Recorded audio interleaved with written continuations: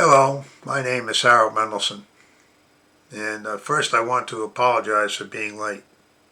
The reason behind this is that my wife has took a spill off of a step stool and fell and broke her C2 cervical spine in two places.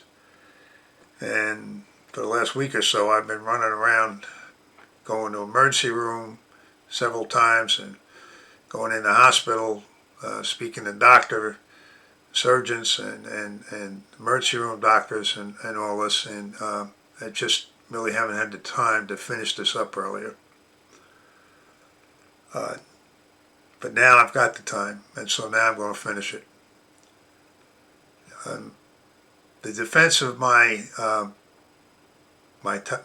thesis is basically going to be on the Federalist Papers, or as it was known at the time, the Federalist. Right, who was in there? Why did they do what they did? Why was the Constitutional Convention created? What was its output? Why the Federalist Papers were created, and the impact it had on the voting public, and how it impacts even today. Well, I'm going to skip why so much detail about why they created it, but it's sufficient to say that there are a lot of issues with the Articles of Confederation. There was nobody in charge, literally. And there was no standing army, there was no standing navy. Any country could come in and invade us, and we had no way. I mean, you had state militias, but trying to get them to form up and who was going to be in charge and all this it was just going to be a disaster. So they needed to have that. There was no federal budgets. The country was running out of money. And Great Britain, I'm sure, was just sitting back looking and saying, oh, well, they're going to collapse any time now, and we'll just come back in and walk in and say, hey, yeah, we told you that you needed us, and so we're back in charge. And that was not going to be acceptable. So they began by working slowly but surely, three men, Alexander Hamilton, John Jay, and James Madison. And they, although they came from different backgrounds, they're certainly members of different political parties, they still had a lot in common. And the individuals themselves had a very common growing up. They were all very intelligent men. By the age of 14, Alexander Hamilton was running a business. John Jay had created the document in 1783 that ended the war known as the Treaty of Paris, 1783, and the war between Great Britain and the United States. And James Madison had done a lot working in the state of Virginia to create that Constitution. So these men were all savvy. They all knew what was going to be done. And they were basically shy people. They weren't demonstrative. They just put their head down and went to work and said, we're getting this done. It was a can-do attitude. Well, the Constitutional Convention started out with a big bang. All the people were fighting with each other. Nobody was listening. It was hot. The windows were shut in the Liberty Hall. It was humid. And these three guys got together and said, look, we got to fix this. And they did. Very carefully, very structurally, very logically, they created each component of this proposed new government.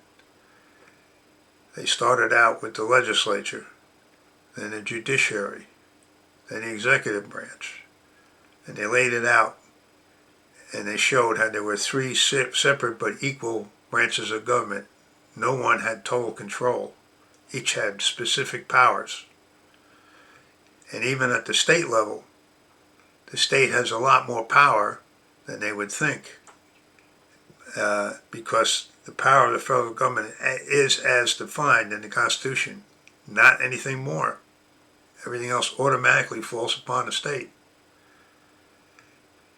And by the end of, the middle of September, September 17th, they had created a document and a new form of government. Problem is they had to get it ratified. Now the big state, New York was the largest state at the time, most population, had the most money, funding, whatever you want to call it. And the governor there was definitely Governor Clinton was very anti-federalist. Anyway, the Federalist Papers then were written afterwards for the people of New York, and they were submitted to local newspapers and periodicals on a regular basis over a period of several months. All 85 of them, although 83 were written at the very end, basically as a review. Well, one is a review and the other one is kind of a please vote, kind of a newspaper article. But again, everything was logical. So they ended up doing that. Then they put it together and they published it in a 3-volume set under the title of the authors, which remained anonymous, as Publius. That was named after a general who was very people-oriented, very early and formed the Roman Republic. Then on top of that, these same 3 authors, 2 of them, because John Jay wasn't even a delegate, and although Alexander Hamilton was delegate, he didn't have a vote initially. Now the members of the New York delegation kind of gave up early and never returned.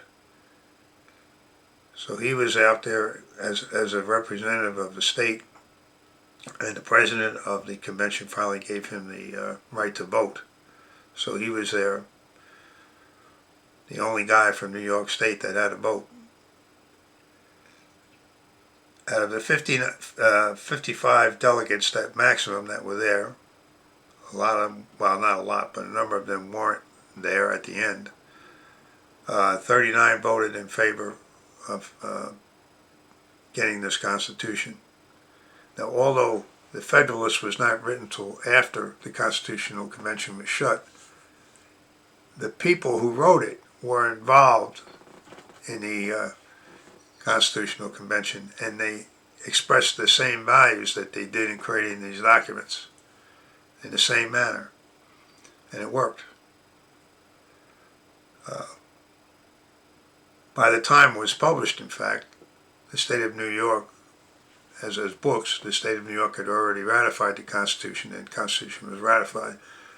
But there were 2 states, North Carolina being one and Rhode Island the other, that were North Carolina was very resistant to voting without a Bill of Rights, and Rhode Island said flat out, we're not going to vote until you pass a Bill of Rights.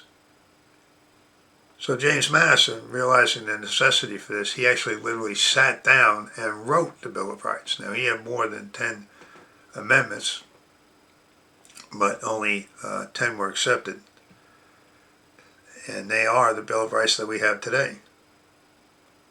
So that's why it counts. Now, as far as in the future, in the year 2000, a report came out. There was almost 300 cases where Supreme Court justices, their decisions that they had published had references to show the Federalist and the impact it had. Now, the way the Federalist Papers were written, it was very detailed. It was like, this specific part of the government is what we're running on, was looking at. And this is why we structured it this way, very logically. And we're doing this because when we look back in history, they did it this way, and it didn't work, and they did it this way, and it worked. So that's why we're doing it this way. And then they also said, hey, now we know we're going to have opposition, but this is going to be their argument. And we're going to tell you why this argument is not the truth. They have ulterior motives. And so they went through that 85 times